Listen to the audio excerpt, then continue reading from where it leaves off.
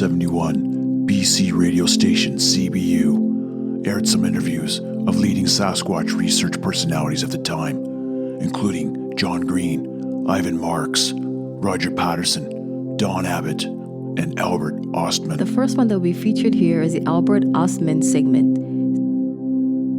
Stay tuned for the others, which will soon follow. A huge thank you goes out to researcher Dustin Severs, who graciously provided the interviews. Don't forget to subscribe and hit that notification button.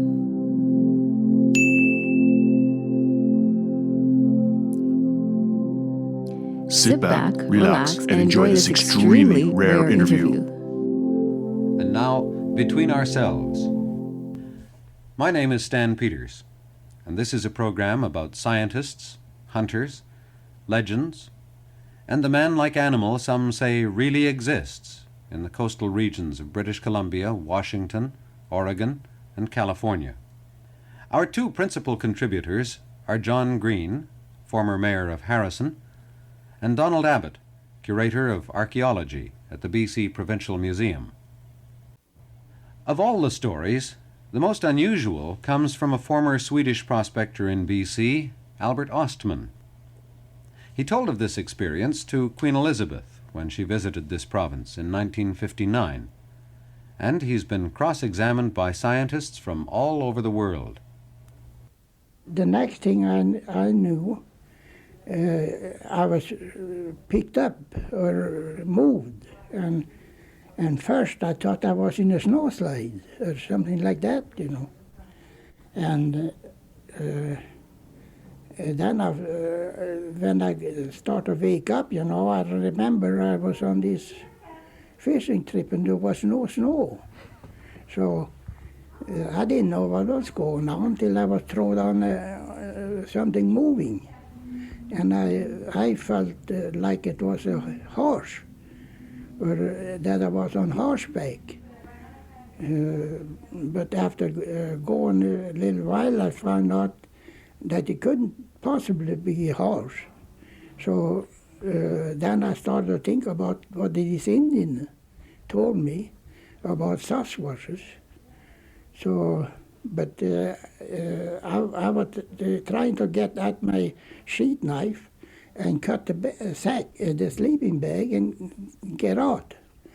But the way I was, when he picked me up, I slid down in the bottom of the bag, and my sheath knife was underneath of me. I couldn't get hold of it, and he went up a steep mountain. I could feel myself rising, you know, going up, and he was puffing a little bit, you know, and kind of a cough, and so I knew damn well that was something unusual. Did you yell, and were you scared, and did you struggle? I wasn't scared. I've been with Indians a lot, and that's the funniest part of it. All the time I've never scared of them. When you ended up in this small valley with a narrow entrance, did the big one, the old man, make it clear that you were his prisoner and that he didn't want you to go out that entrance? I tried to go out one morning.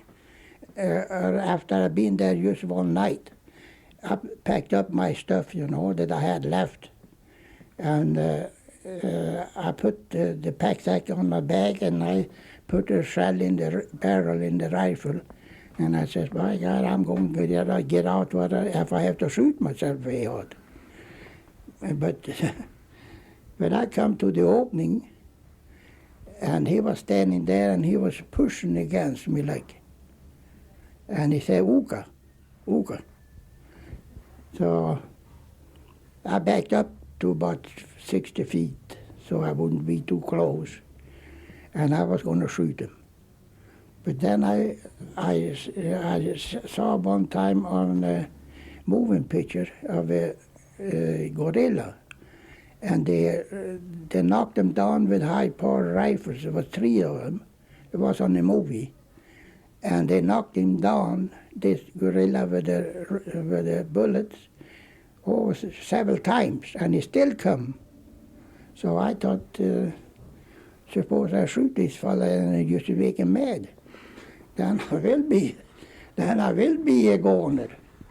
So I decided there must be some other way than shoot him, because I couldn't see whether 30-30 would have done much good.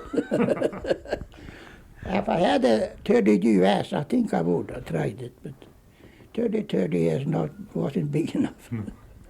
Do you think that they were as intelligent as humans? No, they're smarter than humans in many ways. They sure avoid people. Did you notice that they had a powerful smell? Did they smell strong? Oh, yeah.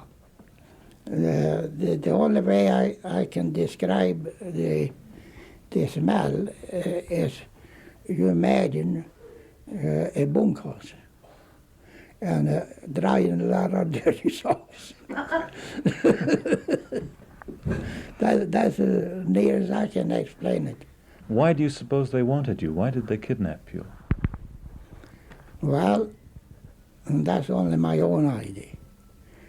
I have nothing to prove it.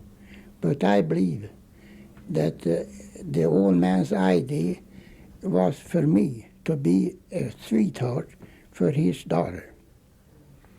That's the way why they didn't hurt me. They intended that I was going to stay with them. Did she ever make any advances towards you? Oh no, she was too young.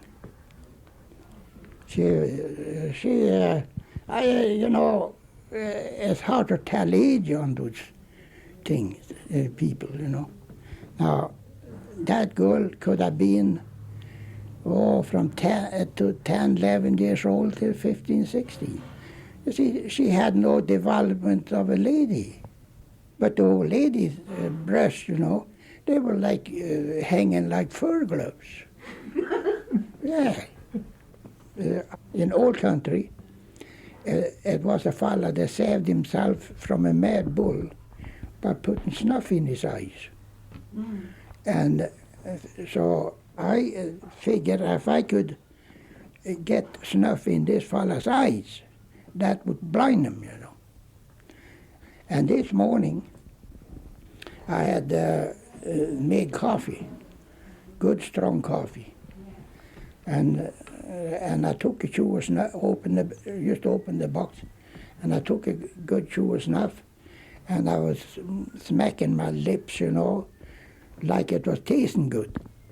So,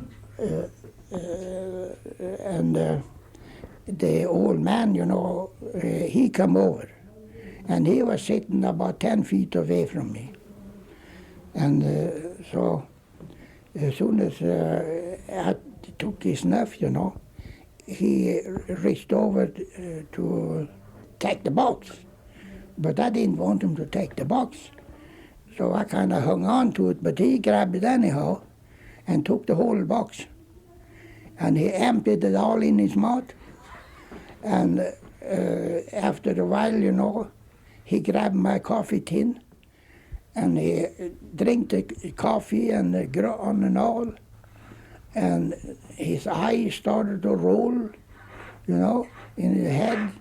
And I saw he was getting sick. So I thought, by God, now is the chance.